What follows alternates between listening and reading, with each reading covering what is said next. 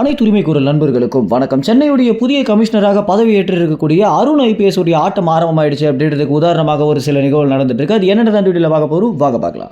Armstrong உடைய மரணத்திற்கு பிறகு தமிழ்நாடு காவல்துறையில ஏகப்பட்ட மாற்றங்களை பார்த்தீங்கன்னா தற்போது அரசாங்கம் பண்ணியிருக்காங்க.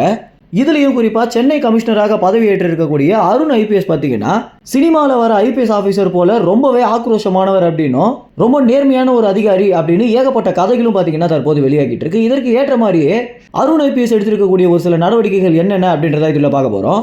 இவருடைய முதல் கட்ட வேலையாக சென்னையில் இருக்கக்கூடிய ரவுடிசத்தை ஒழிக்கிறதுக்காக என்னென்ன விஷயங்களை பண்ண முடியுமோ எல்லாத்தையுமே பண்ண போறேன் அப்படின்றத சொல்லியிருக்காரு.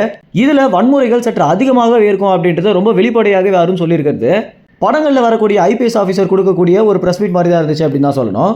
இதில் ஏகப்பட்ட விஷயங்களை அவர் முன்னெடுத்துட்டு இருந்தாலும் முக்கியமான ஒரு விஷயமாக தன்னை அதிகமாக விமர்சித்த ஒரு சில நபர்களை குறி வச்சு தாக்க ஆரம்பிச்சிருக்காரு அருண் அப்படின்ற ஒரு கேள்வி எழுந்திருக்கு. ஏன்னா ரெட்பிக்ஸ் உடைய எடிட்டராக இருக்கக்கூடிய பிலிப்ஸ் அவர்களை பார்த்தீங்கன்னா தற்போது புதுடெல்லியில் வச்சு கைது பண்ணியிருக்காங்க.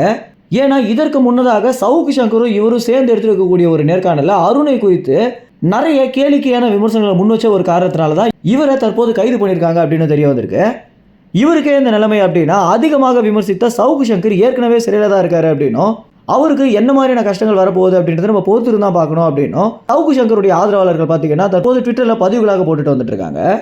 ஆம்ஸ்ட்ராங்குடைய மரணம் மட்டும் இல்லாமல் சென்னையில் ஏகப்பட்ட படுகொலைகள் நடந்துட்டு தான் இருக்குது அப்படின்னும் கூலிப்படையோடைய ஆதிக்கம் அதிகமாயிடுச்சு அப்படின்னும் அதை ஒழிக்கிற வரைக்கும் நான் தூங்க போறதே இல்லை அப்படின்னு அருண் ஐபிஎஸ் பார்த்தீங்கன்னா செய்தியாளர்கள் சந்திப்பில் பேசியிருக்காரு. இதுல முக்கியமான புள்ளிகள் சிக்குவாங்க அப்படின்னு இன்னொரு கும்பல் பார்த்தீங்கன்னா சொல்லிட்டு இருக்காங்க. இந்த முக்கியமான கும்பலே அரசாங்கத்தில் தான் இருக்காங்க அப்படின்னு ஒரு சில தகவல்கள் வந்துட்டு இருக்கு.